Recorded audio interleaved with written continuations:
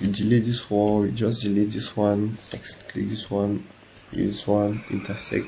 Then the walls are already highlighted. You reduce it to 70 to 60, enter. 60 is too high, Ctrl Z. Let's reduce it again to 45, enter. Okay, 45 is okay. You intersect it. You intersect. Okay. So this is what you have. This is what you have for our upper floor. We can now untrace it. So this is what we have as upper floor. Oh, let's close this. Just extend the wall and we have closed. So you can now see our different rooms. Let's go on 3D and see what we have. So this is what we have on the 3D. Yet it's not looking presentable, but we are going to make it more presentable, more natural, more real. We are going to make it real.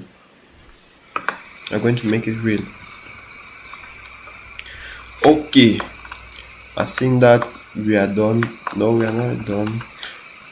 Remember that our balconies are not walls, so we just need to trace lines, and we are going to put protections after. So use lines. Go double click on the line. We change the line color. Let's take this black, color number 1, on color number 7. Okay, now trace your balcony externally. Trace a line here, trace a line here, trace a line here. Now delete this line. You can now press Ctrl, delete this line, delete this line. So this is your balcony here. You do same for all the balconies you have.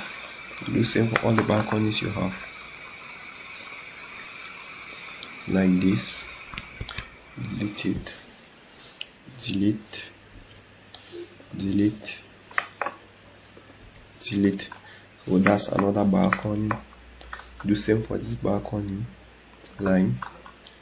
Take it here. Trace. Take it here. Trace. Externally, you put here, is going to show you the direction. Put it here. Trace completely.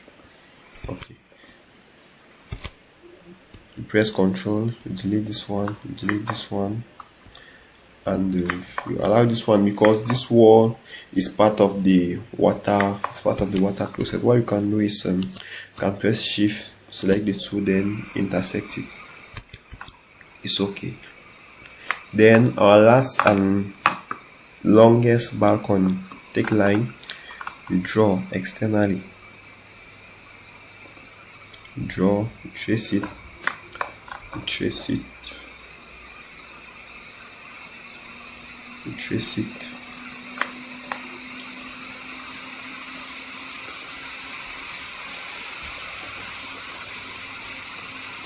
Okay, this is what you have. Delete the walls. Delete this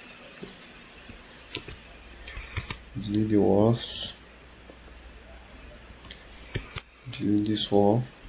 Delete this wall. Delete the small wall, and you delete this wall. So this is what you have for your upper floor.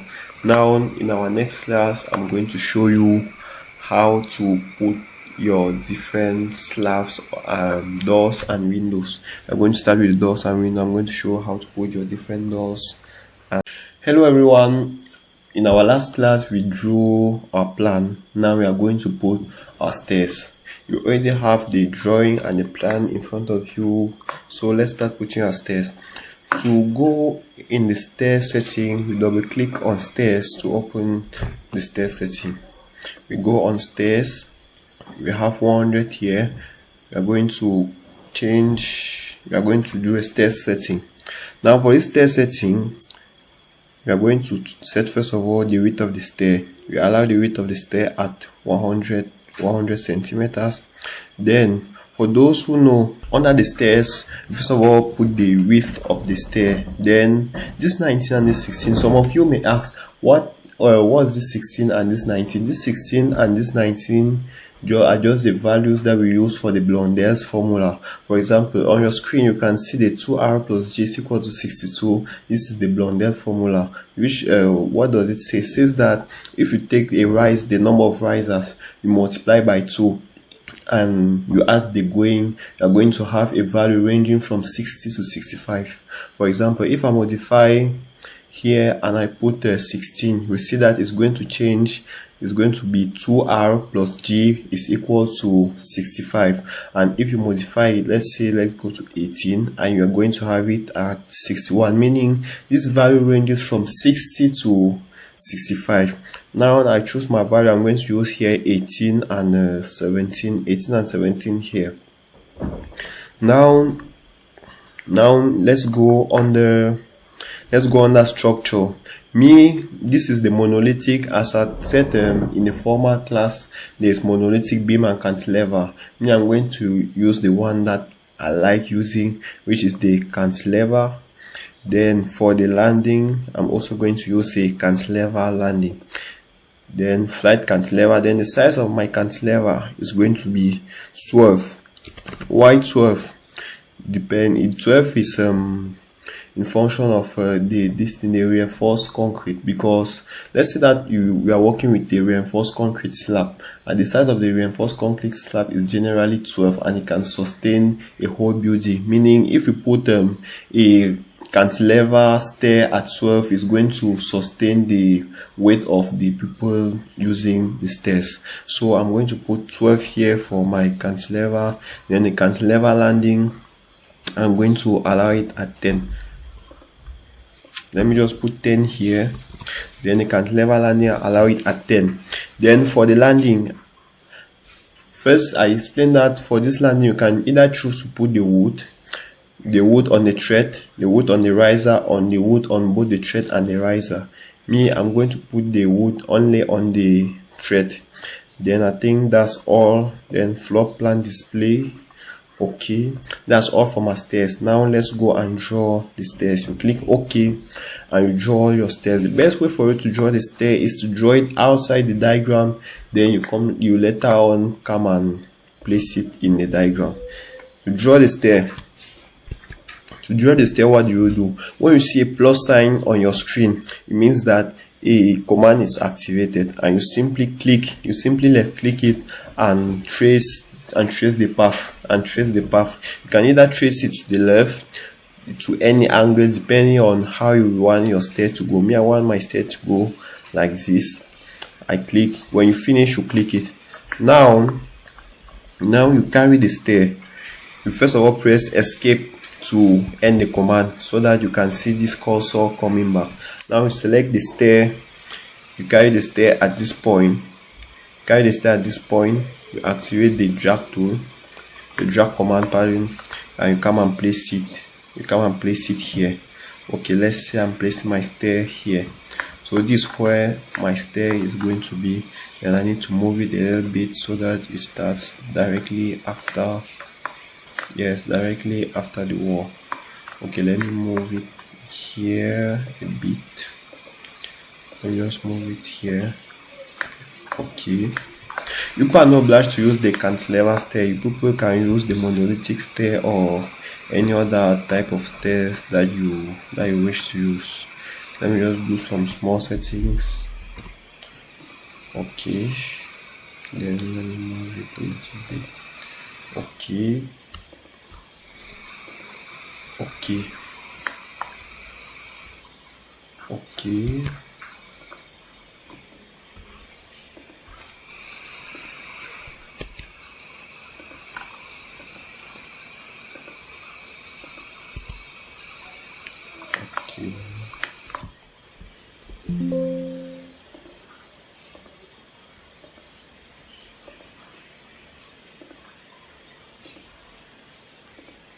Okay, we can now go on 3D and check how our stairs looks like. So this is where our stairs are placed, and this is how our stair is going to look like in 3D. Cantilever stairs. This is how the stair is looking like. Hope that you can appreciate the drawing as I'm appreciating too. This is how the stair is going to look like. It's going to go up directly on the wall.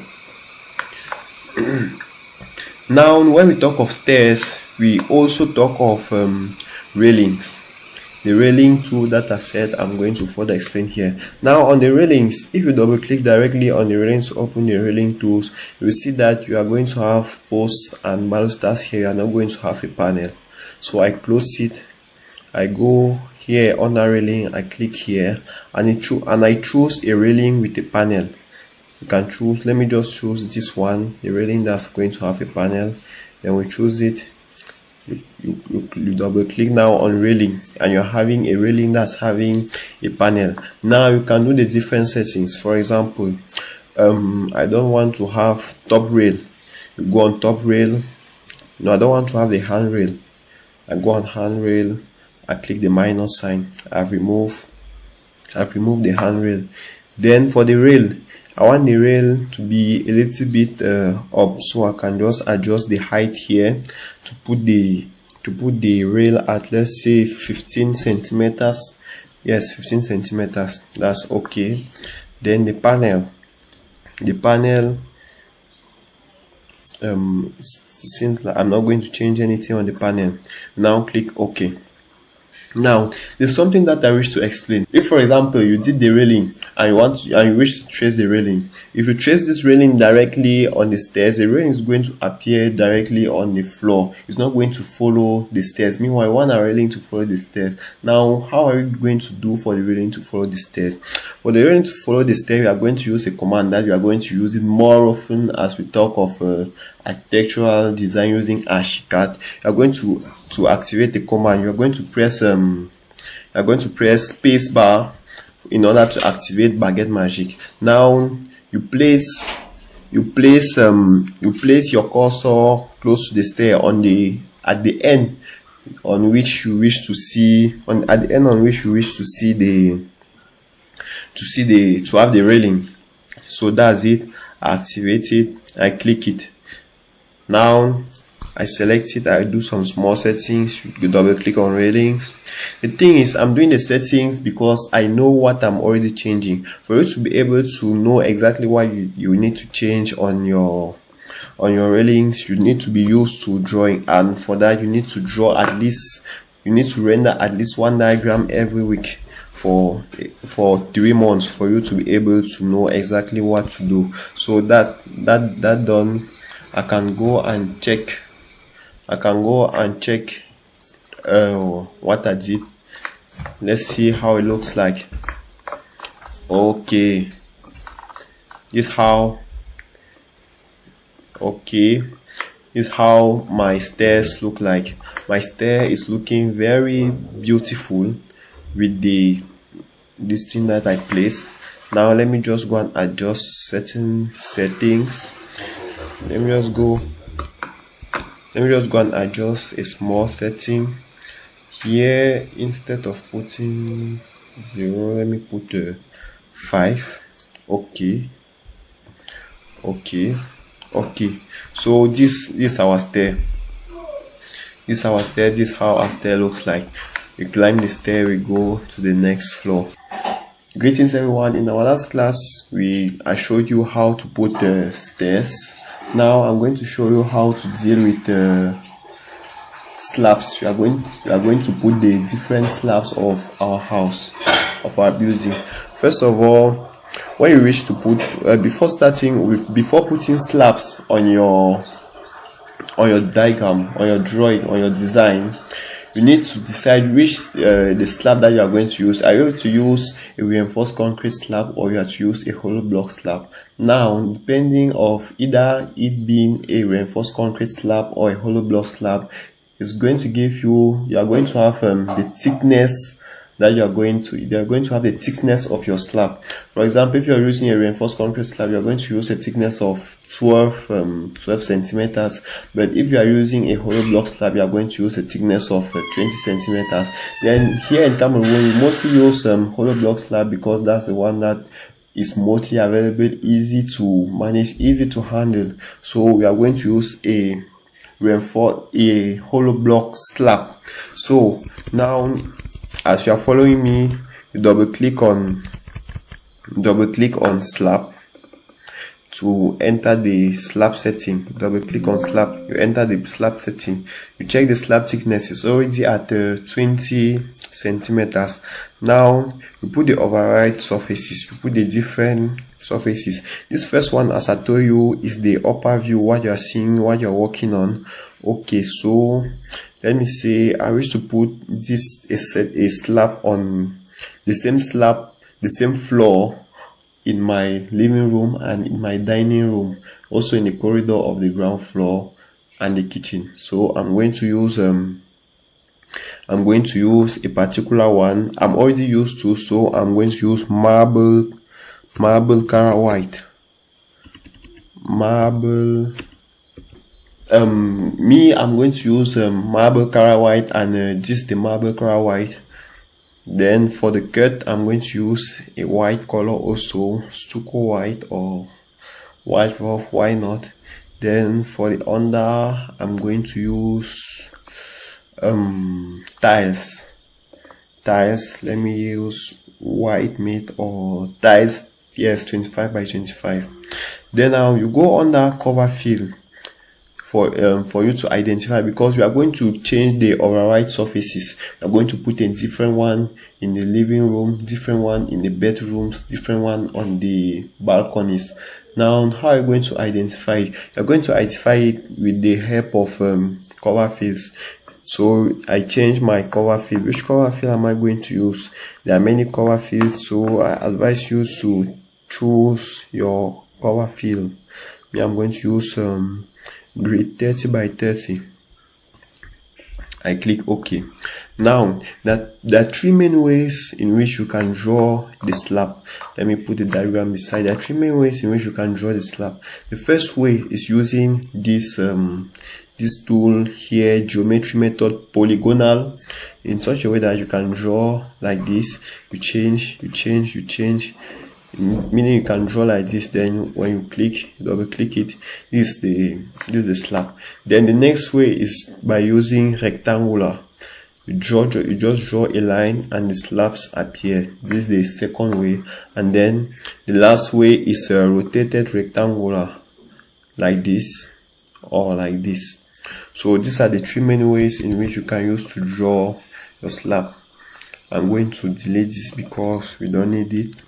Now I'm going to draw the different slabs of my house. There's something I forgot to say or to show you. Now check the projection. The projection is at 0. What does it mean? It means that I'm drawing my slab on the ground floor, because later on we are going to draw a slab that's going to be at 280 centimeters from the ground level. Why 280 centimeters? Because our wall is at 300 meters, and when you remove it's at 300 meters, and when you remove the slab thickness 20 centimeters, we are left with 280 centimeters. That said, you click OK, and you come and draw your slab. Me, I'm going to draw many different slabs. I'm going to draw this slab like this. I'll draw another one here. I'll draw another one here like this.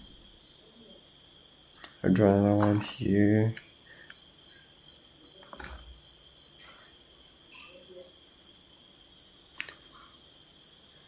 I'll draw another one here. This is my second slab. Then for my last slab, I'm going to use this polygonal.